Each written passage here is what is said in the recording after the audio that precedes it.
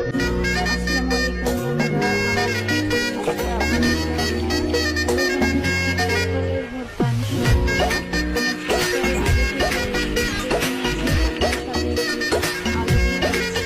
এখন আমি এর ভর্তা তৈরি করে নেব। তোর রূপের আগুনে হৃদয়ে পড়ে শুনলে সুজন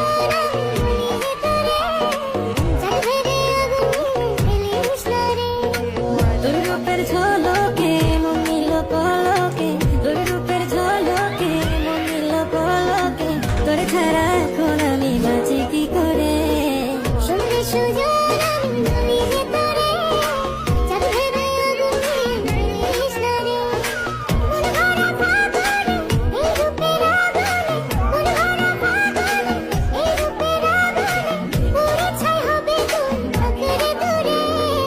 রঙ্গিলা বাড়াই তুই রঙ্গিলা রে তোর বুকের আগুনে হৃদয়ে পড়ে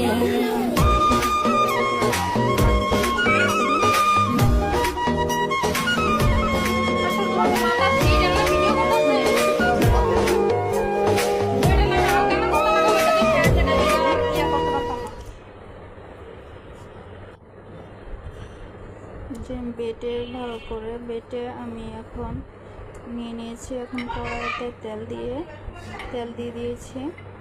তেল গরম হয়ে গেলে এই যে আমি পেঁয়াজ আর কাঁচামরিচ কেটে দিয়ে দিয়েছি আগে থেকেই। এটা ফেনা ফেনা দেখা যাচ্ছে, কারণ আমি সরিষার তেল ইউজ করেছি ভর্তাটায়, এই জন্য ফেনা ফেনা দেখা যাচ্ছে। তো এখন পেঁয়াজ কাঁচামরিচ যেহেতু দিচ্ছি, তো ওইগুলো মশলা দেওয়ার আগে আমি এখন একটু লবণ দিয়ে দিব। এই যে আমি এখন একটু লবণ দিয়ে দিয়েছি। লবণটা দেওয়ার কারণ হচ্ছে যে মশলাটা পুড়বে না লবণটা আগে দিলে, এই জন্য আমি লবণটা দিয়ে দিয়েছি। এখন আমি এক এক করে সব মশলা দিব।